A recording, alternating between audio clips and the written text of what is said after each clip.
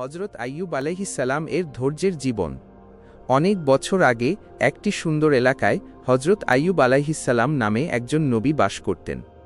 তিনি ছিলেন আল্লাহর খুব প্রিয় একজন মানুষ। হযরত আইয়ুব ছিলেন অনেক ধনী, দয়ালু এবং সৎ। তার অনেক জমিজমা, ফলের বাগান এবং অসংখ্য ভেড়া ছাগল ছিল। তার পরিবারও ছিল অনেক বড়। তার স্ত্রী, যার নাম রহমত, এবং সন্তানেরা তাকে খুব ভালোবাসতেন। হযরত আইয়ুব প্রতিদিন আল্লাহর শুকরিয়া আদায় করতেন, গরিবদের খাবার খাওয়াতেন, এতিমদের দেখাশোনা করতেন এবং রাতে আল্লাহর ইবাদত করতেন। তার সবচেয়ে বড় সম্পদ ছিল আল্লাহর ওপর তার বিশ্বাস। হযরত আইয়ুবের জীবন ছিল সুখে ভরা।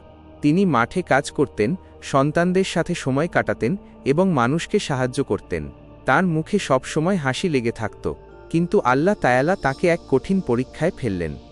বলা হয়ে থাকে যে শয়তান আল্লাহকে বলেছিল, আইয়ুব আপনার শুকরিয়া এই জন্য করে কারণ তার সব আছে। যদি আপনি তার সব কিছু কেড়ে নেন তবে সে আপনার নাম ভুলে যাবে।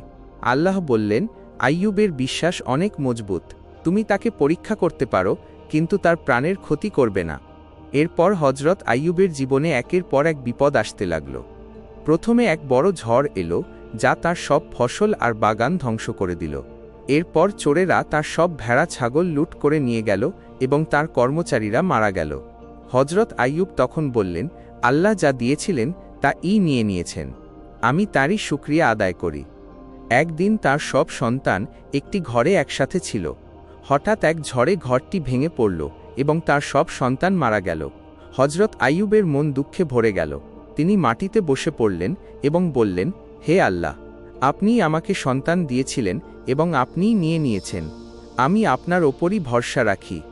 এরপর হযরত আইয়ুব এক কঠিন অসুখে পড়লেন।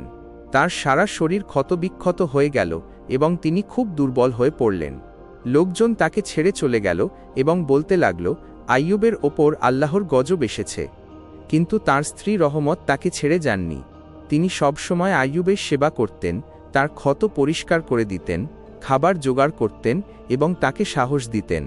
হযরত আইয়ুব কখনো কোনো অভিযোগ করেননি, বরং শুধু আল্লাহর কাছে দোয়া করতেন, হে আমার প্রভু, আমি কষ্টে পড়েছি, আর আপনি তো সবচেয়ে বড় দয়ালু। সূরা আম্বিয়া ৮৩। এভাবে অনেক বছর কেটে গেল। একদিন তার স্ত্রী বললেন, হে আইয়ুব, আল্লাহর কাছে সুস্থ হওয়ার দোয়া করুন।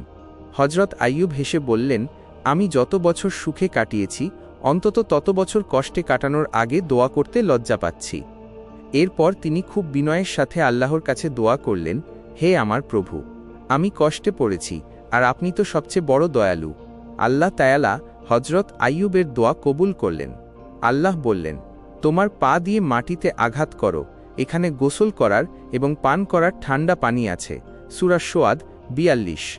হযরত আইয়ুব মাটিতে পা দিয়ে আঘাত করলেন এবং সেখান থেকে পানির ঝরনা বেরিয়ে এলো। তিনি সেই পানি দিয়ে গোসল করলেন এবং পানি পান করলেন। সাথে সাথে তাঁর সব অসুখ ভালো হয়ে গেল, শরীর শক্তিশালী হল এবং তিনি আবার আগের মতো যুবক হয়ে গেলেন। হযরত আইয়ুব আল্লাহর শুকরিয়া আদায় করলেন। আল্লাহ তাআলা তাকে আগের চেয়ে দ্বিগুণ নেয়ামত দান করলেন। তার জমি জমা, ফসল এবং ধন সম্পদ ফিরে দিলেন। তাকে আবার নতুন সন্তান দান করলেন। মানুষের কাছে তার সম্মান ও ভালোবাসা আরও বাড়িয়ে দিলেন। লোকেরা ফিরে এসে বলতে লাগল, হে আইয়ুব, আপনি সত্যিই আল্লাহর প্রিয় বান্দা। হযরত আইয়ুব বললেন, আল্লাহ আমাকে পরীক্ষা করেছিলেন এবং তারপর দয়া করেছেন। তিনি তার বাকি জীবন আল্লাহর ইবাদতে কাটিয়ে দিলেন এবং মানুষকে বলতেন, হে আমার জাতি, আল্লাহর কথা শোনো এবং তার ওপর ভরসা করো। তিনি তার বান্দাদের কখনো একা ছেড়ে দেন না। গল্পের শিক্ষা, হযরত আইয়ুব আলাইহিসসালামের গল্প আমাদের শেখায় যে ধৈর্য, শুকরিয়া এবং আল্লাহর ওপর বিশ্বাস রাখাই হলো সবচেয়ে বড় শক্তি। বিপদের পর আল্লাহ অবশ্যই রহমত ও খুশি দান করেন। হযরত আইয়ুবের ধৈর্য আমাদের সবার জন্য এক বড় উদাহরণ।